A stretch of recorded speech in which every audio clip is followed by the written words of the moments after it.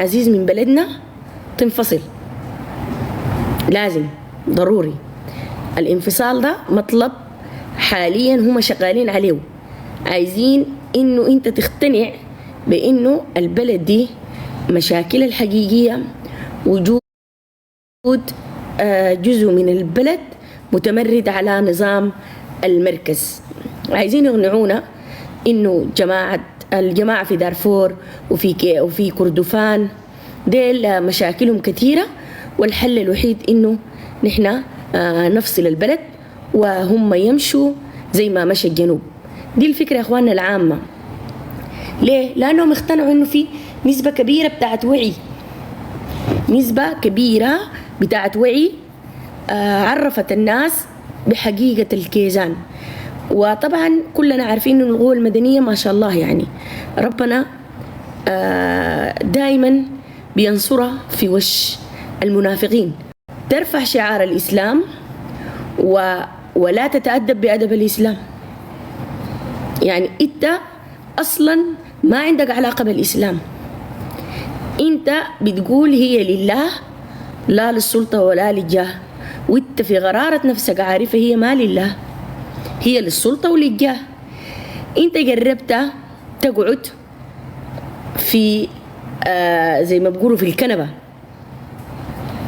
قعدت ولقيت نفسك ما لاقي تاكل، لا قروش لا سرقة لا همبتة لا امشي ولا تعال.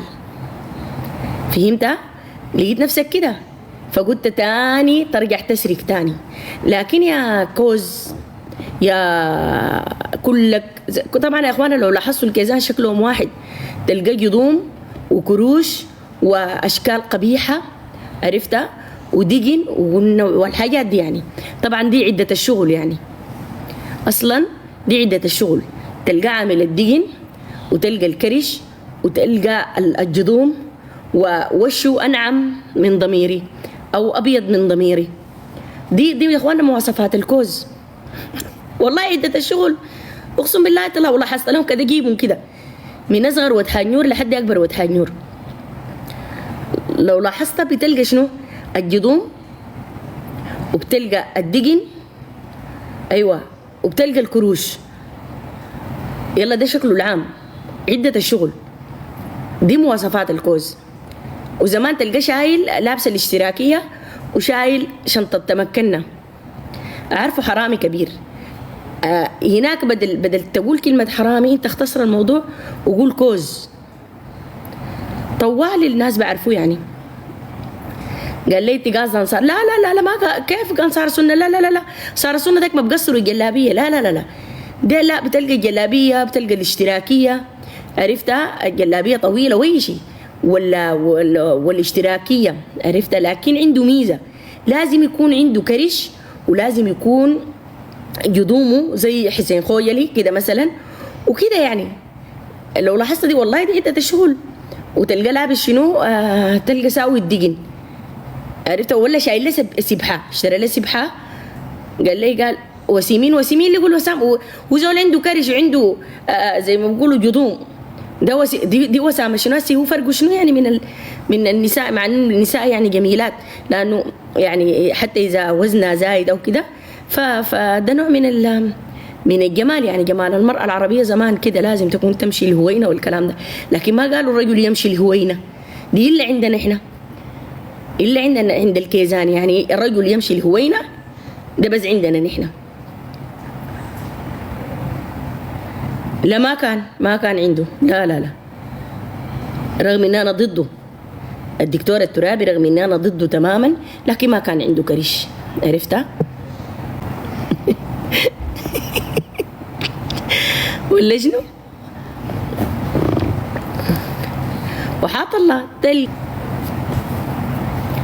فيا جماعه دي مواصفات الكوز. وهسي طبعا في فوره كده قايمين، يعني لو لاحظت لهم يعني تلقى الواحد فايرين. انت عارف الايامات دي ليه؟ لانه مخططاتهم كلها للحرب دي يا ثورة وعي حبابك. مخططاتهم دي يا اخواننا للحرب دي يعني كلها باءت بالفشل للاسف الشديد. هم طيب فيا جماعة الناس ديل يلا شنو، فالمسألة بتاعت انه الحرب دي ايوه تكبيس عليكم الله، انه الحرب دي غير يعني النتائج الحالية كانت سبب مباشر في انهم يعني مخططاتهم تبوء بالفشل. عرفتها؟ من ضمن الحاجات انه القوى المدنية اشتغلت بمهنية عالية، ومشينا كانوا بيتمسخروا على شنو، على رحلاتنا الخارجية لما كنا بنمشي البرلمان وكنا بنسافر برا، وقعدنا البرلمان الفرنسي ومشينا بريطانيا والبرلمان ولاقينا منو قابلنا منو وناس حمدوك، وقوموا يرسلوا لنا مجموعة منهم عشان القوى المدنية. عرفتها؟ عشان القوى المدنية تقوم تتعرض لهجوم، ويقوموا يصوروا الهجوم ويفرحوا به. في الزمن ذاك احنا كنا شغالين على التصنيف يا جماعة، كنا شغالين على شنو؟ على انه الجماعة دي لازم تصنف. عرفتها؟ فالحاجة دي اللي اشتغلنا عليها دي هو كانت بعيدة عن فكرهم اصلا. كانوا متخيلين وانه الحاجات دي هي حتحميهم يعني، وانه الحرب دي حتشكل لهم كفرنج. ففي الحقيقة انه القوى المدنية كانت شغالة في شغل عظيم. الشغل العظيم ده نتج عنه اسمه شنو؟ نتج عنه التصنيف، وتصنفت الجماعة دي، والتصنيف ده يا اخواننا نتائجه خير كبير جدا جدا على السودان. اولا ضمان كده انه ما في حاجة اسمها الحركة الإسلامية أو واجهاتها في حاجة اسمها السادة المشرفين. أي واحد بيكرر تعليق أكتموه طوالي. فخليكم صاحين والتكبيس ما يجيف، عشان الناس اللي قاعدين يعملوا بلاقات.